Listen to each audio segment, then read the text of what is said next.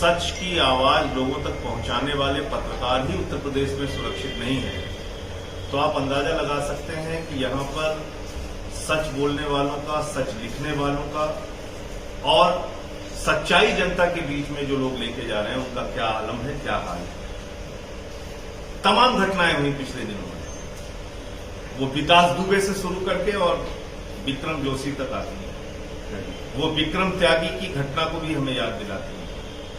आप बताइए कि महीनों हो गए विक्रम त्यागी का अपहरण हुआ, उसमें कुछ नहीं निकलता। ये जो घटना हुई पत्रकार के साथ, विक्रम जोशी के साथ, इसमें 5 दिन पहले उन्होंने अपने परिवार को लेकर एक शिकायत की पुलिस से, और उस शिकायत पर 5 दिन तक पुलिस ने कोई कार्रवाई नहीं की, और कार्रवाई न करने की वजह से अपराधियों का मनोबल इतना बढ़ा कि उन्होंने इस घटना को अंजाम दिया।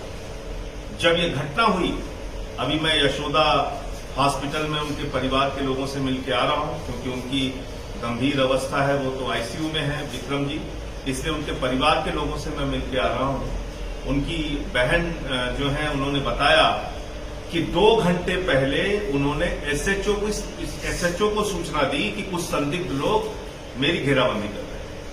2 घंटे पहले एक पत्रकार जिसने 5 दिन पहले अपने परिवार के मामले की एप्लीकेशन आपको दे रखी है, वो आपको ये कहता है कि हमको कुछ अपराधी या कुछ संदिग्ध लोग घेरे हुए हैं, चक्कर लगा रहे हैं मेरे आसपास, आपकी मदद मुझे चाहिए। इसका मतलब कि अगर पुलिस सही समय पर पहुंच जाती तो ये घटना एक पत्रकार के साथ नहीं होती, कतई नहीं होती।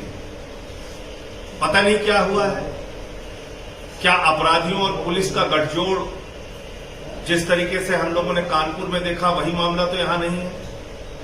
क्यों आखिर एसएचओ पत्रकार विक्रम जोशी के कहने पर एप्लीकेशन फोन करने पर नहीं आया, बीमारी का बहाना बनाया? अगर वो बीमार था तो उसके यहां से कोई और अधिकारी आ सकता था, पुलिसकर्मी आ सकता था, नहीं हुआ, और उसके बाद इतनी बड़ी घटना होगी। इस पूरे मामले में मैं मांग करता हूं उत्तर प्रदेश सरकार से कि इस पूरे मामले की उच्च स्तरीय जांच कराएं।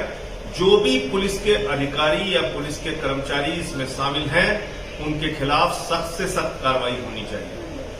उनको भी अपराधियों की तरह ट्रीट किया जाए, क्योंकि अपराध को बढ़ावा देने वाले पुलिस के लोग जो खाकी वर्दी में बैठे अपराधी हैं, वो ज्यादा खतरनाक हैं उन अपराधियों को जिनको हम जान पाते हैं, पहचान पाते हैं, और ये खाकी वर्दी के जो अपराधी हैं, ये ज्यादा उनसे खतरनाक हैं।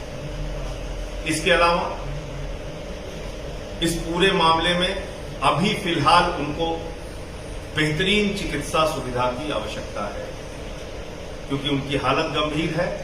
इसलिए जो भी उनका इलाज इसमें जरूरी हो, जहां ले जाना जरूरी हो, जिस प्रकार का इलाज जरूरी हो, वो इलाज सरकार उनको कराए और उनकी मदद करे। तीसरा, उनका पूरा परिवार इस वक्त भयभीत है, असुरक्षित महसूस कर रहा है इस घटना के बाद से लेकर, उनको सुरक्षा